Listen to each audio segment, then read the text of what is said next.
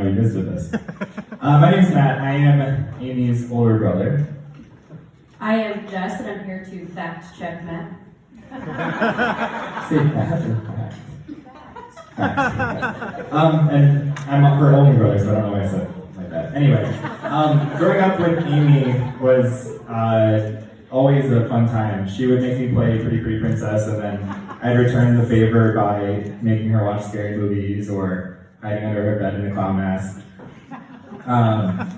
And because it is spooky season, I was thinking about a time that Amy and our friend Sam and myself, we got in a car and we went to the 100 Steps Cemetery.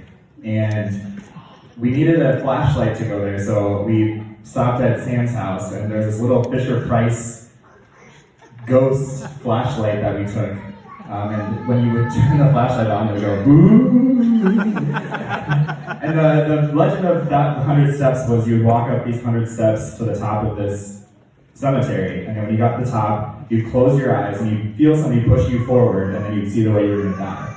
And so we're driving out in the middle of nowhere, because there's not much to do out here, and scaring ourselves, and we get there and we're all three kind of like, I don't know that we want to do this. So we get out and we start walking up, and we're walking up to the top, and we're like, oh, this isn't too bad. It's a little freaky, and then all of a sudden we see something move, and I'm like, oh my gosh, what is that? And I turn to them, and they're like, you see that too, right? And they're like, yeah. And so we start screaming and running, and this thing is running towards us, and it turns out that it was some kids who also thought it would be funny to go 100 steps, and were wearing some sort of a Halloween mask, and chased us out of the cemetery. So I don't know how we're gonna die, because we didn't get that far. But I do think that me taking Amy and making her scared was a good preparation to marry somebody who may or may not wear red and white overalls that look like they're from a circus.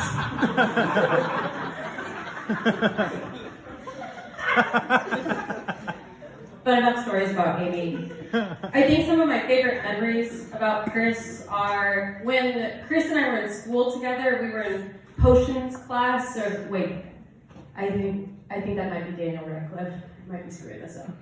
Yeah, I think that was in Harry Potter. Well, there was that time that Chris and his two brothers, they started a pop band, and they won the Breakthrough Award for Artist of the Year in 2008, and then sold over 17 million albums worth. No, that's the Jonas Brothers.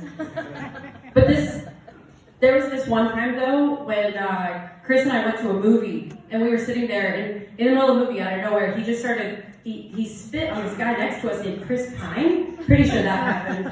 Definitely happened. Oh no, wait, I think that was Harry Styles. Anyway, if you know Amy, you know that she's had several crushes over the years, including Nick Jonas, or Daniel Radcliffe, or Harry Styles.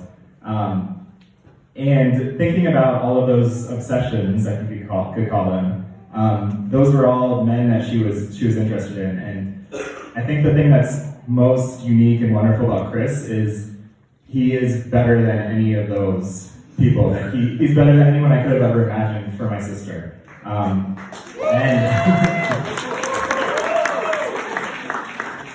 And for him to just to be there for her in so many different ways, and to see them grow, and to get to spend a week in Hawaii with them, and to see how they interact, and see how he pushes her buttons and knows just when to stop before getting smacked, and he knows how to keep her in her place.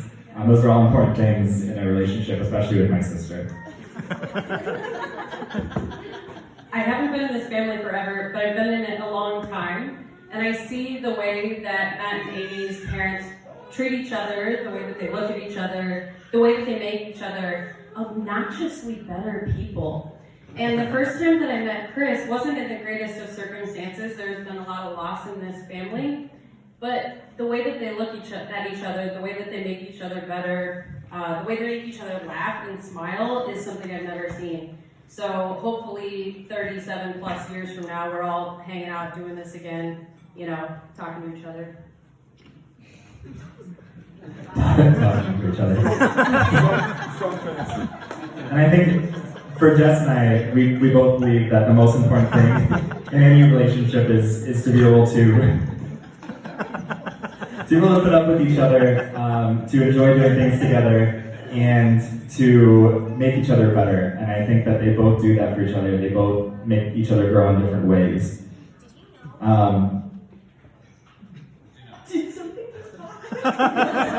So if you please raise your glass.